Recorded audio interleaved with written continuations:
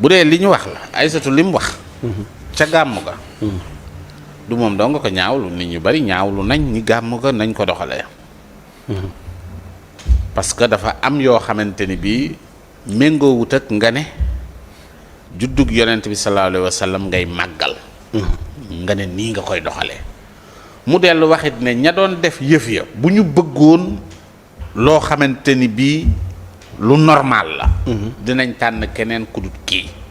te it ni waa ji waxee dafa firndeel dafay dëggal li nga xam ni moom la wax. du dëgg. Modou Fall ne kii de dal na ci sama kaw.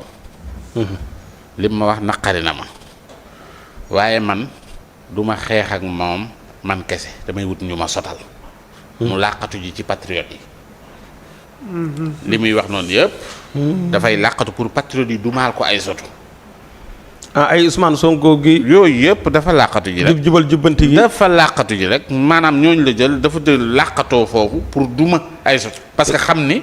ay sotu patriote yi defu ñoo moom nen mu ne naa làqatu ci ginnaaw patriote yi man kese samay wax doyut waaye ma utiliser leen. te it dafa mel ni mi ngi dox. sama joolaa bii. waaw sama joolaa bi sama séeréer bii man teema transhumé. teema kii xam na ni mënut a transhumé. parce que te gis nga bi mu ne journaliste ba yàgg. xalaat na ni mën na ci am problème ci kër gi. ndax am na ci kër gi ay journaliste yu kii. waaw mu ni journaliste yu jigéen yi. waaw bu jigéen bi. waaw. loolu mooy li nga xamante ni bii moom la def. li mu def maanaam dafa làqatu ji ci ginnaaw patriote yi pour ñu dumal ko ko. te combat bi nag wax dëgg fa yàlla combat am la.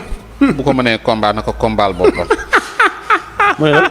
patriote yi daay bëgg sensibiliser wax leen ne leen. ñoom buñ def coow luñ dégg dugg ci.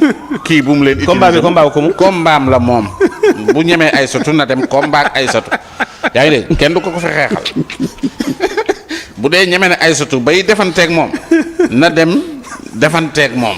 ay sotu làqatuut. daf na ko yow laa jaakaar yow mii laa wax. tudd sa tur. yaa ngi dégg daal di kaw yow nga ñëw. naan Ousmane Sonko laa àndal. waaw naan Ousmane Sonko laa àndal ak man sama séeréer bi sama jom ñooñu seen yoon newu ci da ngaa gàmm sa gàmm ñu ne la na nga ko defee baaxut. répondral ca la nga xam ne mooy mbir yi.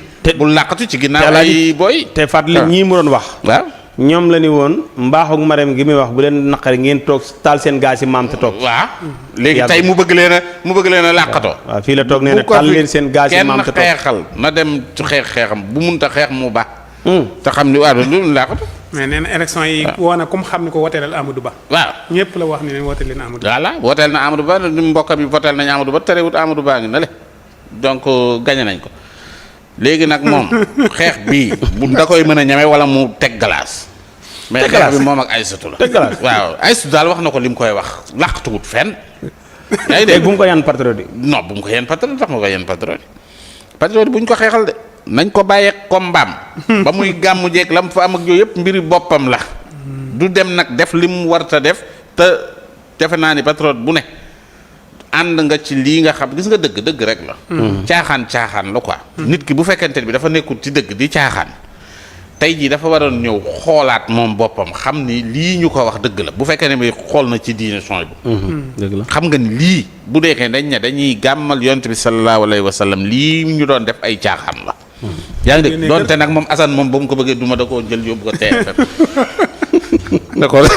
ne ko tay bara ya li ma la xarit Tiwaawan yëpp fii laa koy li